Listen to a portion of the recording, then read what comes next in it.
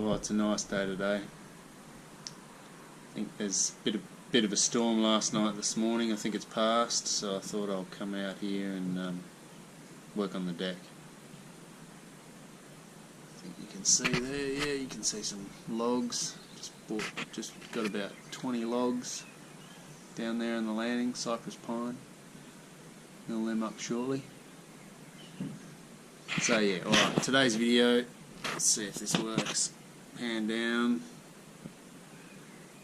There we go, fade in. Alright, that's today's video. Just a little short video of some clamping on a tabletop I've just been doing. It's a bit out of sequence. I've done this tabletop now. The table's pretty much finished and I'm working on another project, so I thought I'd better get this little video in now. Bit out of sequence, but you know, here it is. Clamping, jointing, gluing, tabletop on some sawhorses. Alright, enjoy.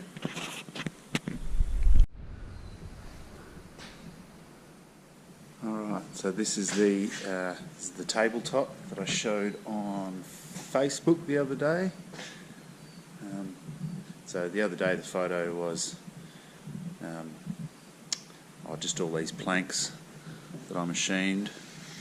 So red gum, 8 6x2 planks that I machined down to, I think they ended up between about 140 and 120.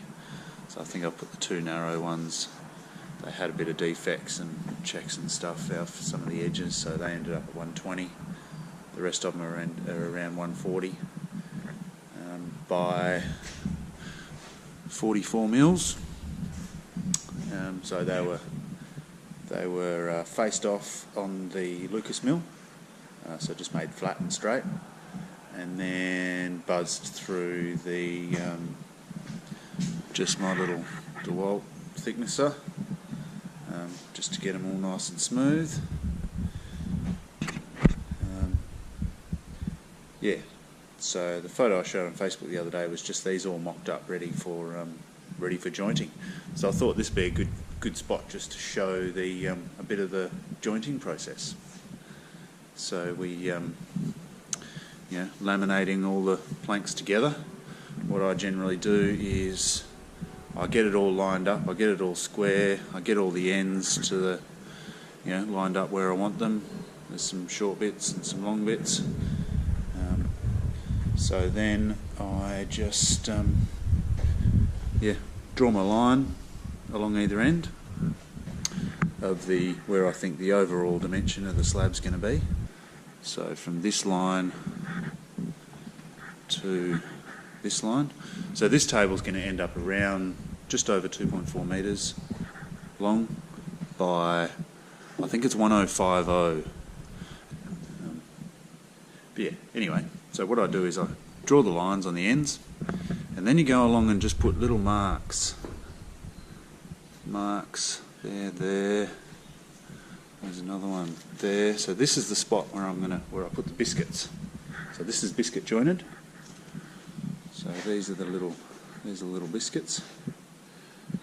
So you've got like an angle grinder type deal mounted in a jig that you put. So you take these apart, and then you put the sort of angle jig on there, and then the angle grinder just goes. How does it go? And takes out a little groove in this piece, and then you come onto this one and you take out a little groove in there.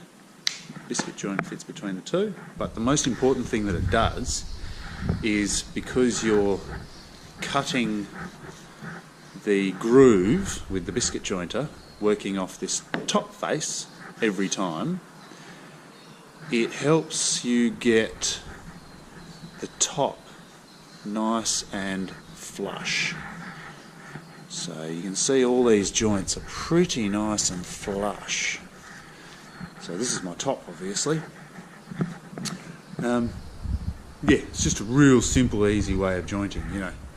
The glue that you use for this, the glue is the bond. You don't really need these things.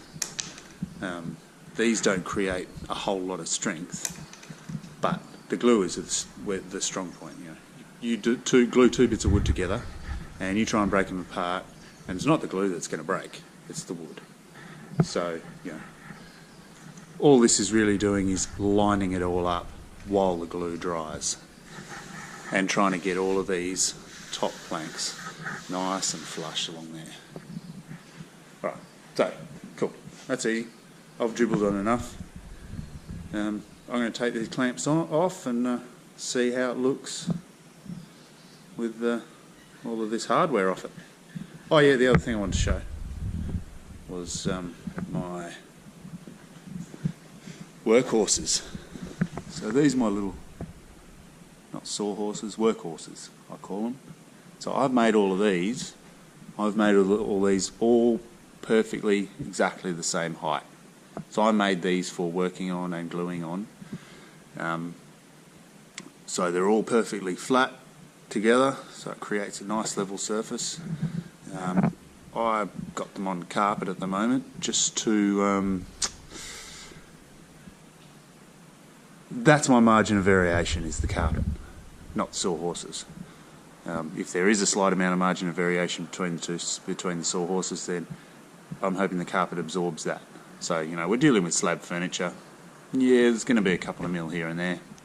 I'm not really worried about that.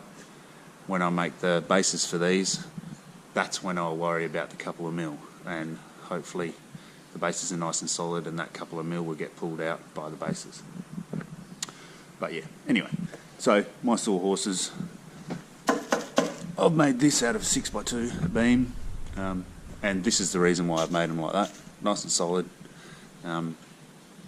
Flat bottom, so the whole idea is that I can put this top on here, clamp it side to side, and then put clamps on the sawhorses just to pull the edges down, and if needed I can figure out a system of pulling the centre down, but that's usually not necessary. It's usually the edges that pull up because of the sash clamps. Yeah, so that's my gluing system. Alright, I'm going to pull it apart and see what it looks like.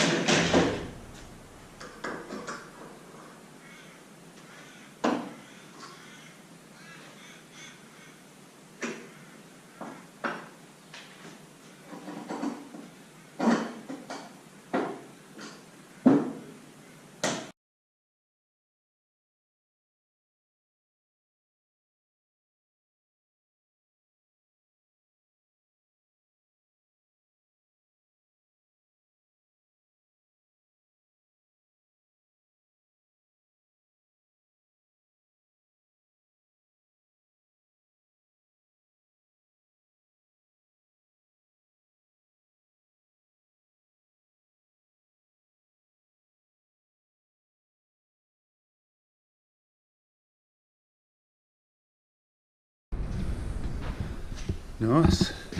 There we have one jointed, biscuit jointed tabletop. 2.4 metres by just over 1 metre. 8 pieces. Seasoned red gum. Awesome. So that's the gluing system. Cool. Probably do a few more little vids of this table as I'm going along. Give it a crack. Just little bits and pieces here and there. Alright, cool. See you next time. Howdy.